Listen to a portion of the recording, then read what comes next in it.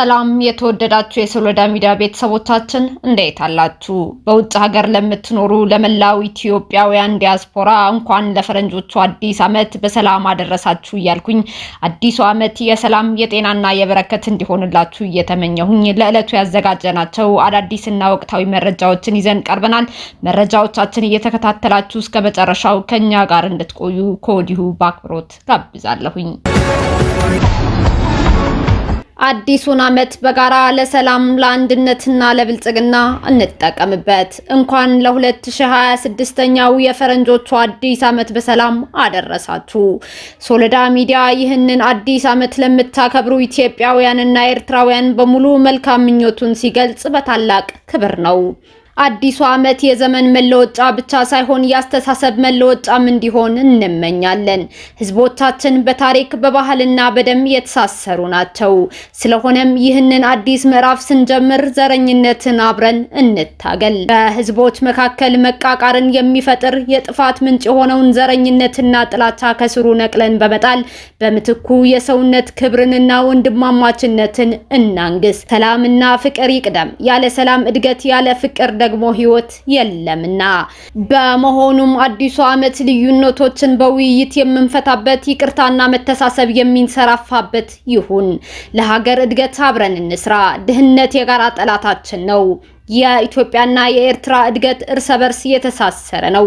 ስለሆነም ለቀጠናችን ብልጽግና፣ ለኢኮኖሚ ትስስርና ለተሻለ ነገ እጅ ለእጅ ተያይዘን አብረን የምንሰራበት የስራና የስኬት ዓመት እንዲሆንልን ጥሪያችን እናቀርባለን።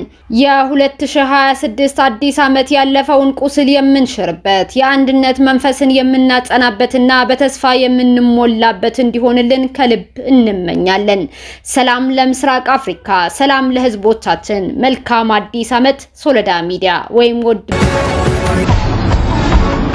የመቀሌ ከተማ መካከለኛ ፍርድ ቤት 13ቱ የህወሓት አመራሮችን አገደ። የመቀሌ ከተማ መካከለኛ ፍርድ ቤት ራሱን የትዕምት የቦርድ አባል ነኝ ብሎ ኤፈርትን በኃይል እየመራ የሚገኘው ህገወጡ የህወሓት ቡድንን አግዷል። የፌዴራል ጠቅላይ ፍርድ ቤት በህገወጥ መንገድ ዶክተር ደብረጽዮን ገብረ ሚካኤል፣ ዶክተር አብርሃም ተከስተ፣ ጀነራል ክንፈ ዳኘው፣ አምባሳደር ዶክተር አዲስ ዓለም ባሌማና ሌሎች 13 አባላት የያዘ ራሱን የትዕምት የቦርድ አባል ነኝ ብሎ የሚጠራው ህገወጡ የህወሓት ቡድን አመራሮች ስብስብ ትዕምት ላይ እንዳይገቡ የእግድ ውሳኔ ታህሳስ 14 2018 ዓ.ም በዋለው ችሎት መወሰኑ የሚታወስ ሲሆን የመቀሌ ከተማ መካከለኛ ፍርድ ቤት ውሳኔውን እንዲያስፈጽምም አዟል። በዚህም መሰረት የመቀሌ ከተማ መካከለኛ ፍርድ ቤት በተላለፈለት ትዕዛዝ መሰረት በፍርድ ቤቱ የተጀመረው ክርክር ሳይጠናቀቅ 13ቱ የህወሓት ቡድን የሆኑት ተጠሪዎች የአመልካችን ድርጅት ወክለው ቢንቀሳቀሱ አሁን ላይ በስራ ላይ ያለው ባላደራ ቦርድና ዋና ስራ አስፈጻሚ ጋር ግጭት የሚያስከትል በመሆኑ በትዕምት ጉዳይ ላይ ምንም አይነት እንቅስቃሴ እንዳያካሂዱ በትናንትናው ዕለት ታህሳስ 22 2018 ዓ.ም የእግድ ውሳኔውን አስተላልፈዋል። ይህ ውሳኔ በትግራይ ክልል ያሉት ፍርድ ቤቶች ከህወሓት አገዛዝ ነፃ እየወጡ እንደሆነና የትኛውም አካል ከህግ በታች መሆኑ የሚያሳይ ውሳኔ እያሳረፉ መሆኑን አመላካች ነው በማለት በርካቶችን እያነጋገረም ይገኛል። ታላቅ ሀገርና ተቋም መገንባት የሚቻለው ሁሉ ጊዜም አዳዲስ ሀሳቦችን ማፍለቅ ሲቻል ነው ሲሉ ፊልድ ማርሻል ብርሃኑ ጁላ ገለጹ። የኢትዮጵያ መከላከያ ሰራዊት የምርምርና ልማት ፖሊሲ ምረቃና የማዕከል ምስረታ ተካሂዷል። በመከላከያ ዋር ኮሌጅ አስተባባሪነት ላለፉት 6 ወራት ይከናወን የቆየው የምርምርና ልማት ማዕከሉ የፖሊሲ የአደረጃጀት የሰው ኃይል አቋምና መመሪያዎች የማዘጋጀት ስራ ተጠናቆ ነው በዛሬው ዕለት በይፋ የተመሰረተው። በማዕከሉ የምስረታ መርሃ ግብሩ ላይ የተገኙት የጦር ኃይሎች ጠቅላይ ኢታማዦር ሹም ፊልድ ማርሻል ብርሃኑ ጁላ ጥናትና ምርምር የአንድን ሀገር ኢኮኖሚያዊ፣ ማህበራዊና ወታደራዊ አቅምን በመገንባት የማድረግና የመፈጸም ችሎታን ወደ ላቀ ደረጃ ለማሸጋገር ከፍተኛ አስተዋጽኦ እንዳለው ገልጸዋል። ከተቋሙ አልፎ ለኢትዮጵያና ለአህጉሪቱ አፍሪካ ሁለንተናዊ እድገት የበኩላቸውን አስተዋጽኦ የሚያበረክቱ የምርምር ስራዎችን በመስራትና በማዳበር አዳዲስ ግኝቶችን ልናበነጽግ ይገባል ብለዋል። ታላቅ ሀገርና ተቋም መገንባት የሚቻለው ሁሉ ጊዜ አዳዲስ ሀሳቦችን በማፍለቅ በማዳበር በመከታተልና በመመራመር ነው ሲሉም ፊልድ ማርሻል ብርሃኑ ጁላ ተናግረዋል። ችግር ፈቺና የሀገራችንን ብሔራዊ ጥቅም በዘላቂነት የሚያስጠብቁ ጠንካራ የቴክኖሎጂ አቅሞችን በመፍጠር ዘመን ተሻጋሪ የልማትና የምርምር ስራዎችን በትኩረት መስራት ያስፈልጋል ያሉት ፊልድ ማርሻል ብርሃኑ ጁላ ለማዕከሉ መመስረት ጥናት ሲያከናውኑ ለነበሩ ሙያተኞች ክፍሎችና አስተባባሪዎች ምስጋናም አቅርበዋል።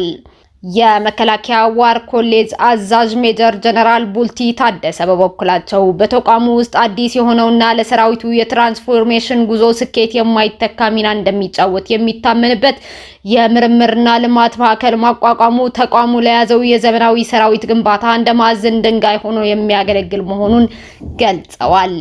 የኢትዮጵያ መከላከያ ሰራዊት በደህንነትና በቴክኖሎጂው ዘርፍ ቀዳሚ የሐሳቦችና የፈጠራዎች ማዕከል በመሆን በዓለም አቀፍ ደረጃ ተወዳዳሪ ተቋም እንዲሆን አስቻይ ሁኔታዎች ይፈጠራል ሲሉ መናገራቸው ከሀገር መከላከያ ሰራዊት የተገኘው መረጃ ያመለክታል። ሶማሌላንድ ፍልስጤማውያንን ለማስፈርና የእስራኤል የጦር ሰፈርን ለመመስረት አቅዳለች በሚል በሶማሊያ ፕሬዝዳንት የቀረበባትን ክስ ውድቅ አደረገች። የሶማሌላንድ የውጭ ጉዳይ ሚኒስቴር ከእስራኤል ዲፕሎማሲያዊ እውቅና ለማግኘት ሲባል ፍልስጤማውያንን ለማስፈርና የእስራኤል የጦር ሰፈርን ለማስተናገድ ሶማሌላንድ ተስማምታለች ሲሉ የሶማሊያ ፕሬዝዳንት ሐሰን ሼክ መሐመድ ያቀረቡትን ክስ ውድቅ አድርጓል። የሶማሊያ ፕሬዝዳንት ሐሰን ሼክ መሐመድ ቀደም ሲል የሀገራቸውን የስለላ መረጃ ዋቢ አድርገው በመጥቀስ ሶማሌላንድ ከእስራኤል እውቅና ለማግኘት በሶስት ቅድመ ሁኔታዎች ላይ መስማማቷን ለአልጀዚራ ተናግረው ነበረ። እነሱም ፍልስጤማውያን በግዛቷ ማስፈር፣ በኤደን ባህረ ሰላጤ ዳርቻ ላይ የእስራኤል የጦር ሰፈር እንዲመሰረት መፍቀድና የአብርሃም ስምምነት ማዕቀፍ አባል መሆን ናቸው ብለዋል። በምላሹ የሶማሌላንድ የውጭ ጉዳይ ሚኒስቴር በዛሬው ዕለት ባወጣው መግለጫ የቀረቡትን ክሶች ሐሰት መሆናቸውን በመጥቀስ ውድቅ አድርጓቸዋል። የሶማሌላንድ ሪፐብሊክ መንግስት ፍልስጤማውያንን ለማስፈር ወይም በሶማሌላንድ የጦር ሰፈር ለመመስረት ታቅዷል በሚል በሶማሊያ ፕሬዝዳንት የቀረበውን ሐሰተኛ ክስ አጥብቆ ውድቅ ያደርጋል ሲል በመግለጫው አስታውቋል። የሶማሊያው ፕሬዝዳንት ሐሰን ሼክ ከአልጀዚራ ጋር በነበራቸው ቆይታ እስራኤል ቀድሞውኑ በሶማሊላንድ ውስጥ በተወሰነ ደረጃ እንቅስቃሴ እንዳላት የሚጠቁም መረጃ ሶማሊያ እጅ ላይ እንደነበር ገልጸው ነበር። በመሆኑም እስራኤል ለሶማሌላንድ የምትሰጠው እውቅና በሚስጥር ሲከናወን የነበረውን ግንኙነት ይፋዊና መደበኛ ማድረግ ብቻ እንደሆነ ተናግረዋል። የሶማሊያው መሪ አክለውም እስራኤል ፍልስጤማውያንን በኃይል ወደ ሶማሊያ ለማፈናቀል እንደምትሞክርና የእስራኤል በዚያ አካባቢ መገኘት ለሰላም እንዳልሆነ ገልጸዋል። እንደ ፕሬዝዳንት ሐሰን ሼክ መሐመድ ገለጻ እስራኤል ለንግድና ለኢኮኖሚ እጅግ አስፈላጊ የሆኑትን የባህር መስመሮች ማለትም ቀይ ባህርን፣ የፋርስ ኤደን ባህር ስላጤን የሚያገናኙ ስትራቴጂካዊ የውሃ አካላትን ለመቆጣጠር እየጣረች ነው። የሶማሊያው ፕሬዝዳንት ሐሰን ሼክ መሐመድ እስራኤል ለሶማሌላንድ የሰጠችው ያልተጠበቀና እንግዳ እውቅና በጋዛ በሚገኙ ፍልስጤማውያን ላይ የራሱ የሆነ ተጽዕኖ ሊኖረው ይችላል ሲሉ መናገራቸው የአልጀዚራ ዘገባ አመላክቷል።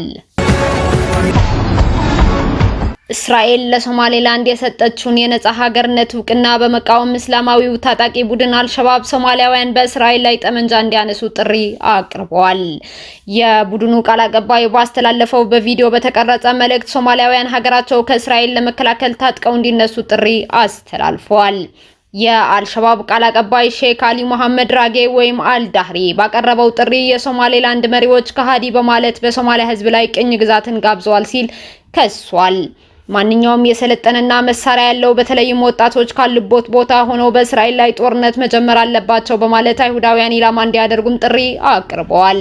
መሳሪያም ሆነ ስልጠና ለሌላቸው ደግሞ ቡድኑ የሚያስፈልጋቸውን ለማቅረብ ዝግጁ መሆኑን በመጥቀስ እንዲቀላቀሉ ጥሪውን አስተላልፈዋል። በበርካታ ሀገራት በሽብርተኝነት ከተፈረጀው ከዓለም አቀፉ ቡድን አልቃይዳ ጋር ትስስር እንዳለው የሚነገርለት አልሸባብ ሞቃዲሾን ጨምሮ በተለያዩ የሶማሊያና የምስራቅ አፍሪካ ሀገራት ውስጥ የሽብር ጥቃትን በመፈጸም ይታወቃል።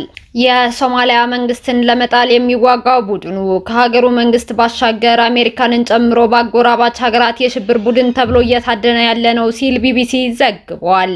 እስራኤል የሰጠችውን እውቅና የተቃወመው የአልሸባብ ቃል አቀባይ የሶማሌላንድ ሕዝብ እስራኤል የሰጠችውን እውቅና እንዲቃወምም ጥሪ ማቅረቡ ዘገባው አመላክቷል። እስካሁን አብራችሁን ከኛ ጋር ስለነበራችሁ እያመሰገንኩኝ በሌሎች መረጃዎች እስክንመለስ እንደተለመደው የሶለዳ ሚዲያ ቤተሰብ በመሆን ላይክ፣ ሼር፣ ሰብስክራይብ ማድረጋችሁን አትርሱ። አዳዲስ ትኩስና ወቅታዊ መረጃዎቻችን በቶሎ እንዲደርሷችሁ የደወል ምልክቷን ይጫኑ። ስኬት፣ ድልና ሰላም ለኢትዮጵያውያን። ሶለዳ ሚዲያ